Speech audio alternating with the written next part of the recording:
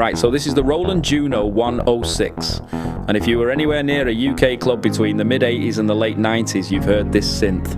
Released in February 1984, this 6-voice analog polysynth was Roland's first MIDI-equipped Juno, and it changed everything.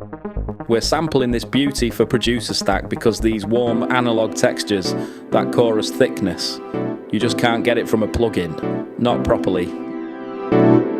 Now here's the thing about the Juno-106 in electronic music, it's everywhere. Literally everywhere. By 1986 it was reportedly used on 40% of US Billboard #1 singles. That warm bass, those creamy pads, that's Juno.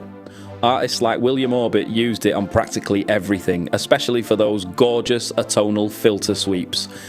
Vince Clarke, Caribou, Daft Punk, Calvin Harris, they all reached for the 106.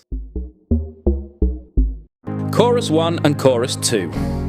They fatten a single oscillator into this massive wide sound, perfect for those big sweeping house pads. The sub-oscillator gives you those deep, pure bass sounds, almost sine wave clean.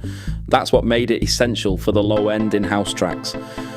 By the 90s, the Juno was widely considered a key sound of UK dance music. It was the go-to. They go for anywhere between £800 and £1,500 if the voice chips haven't failed.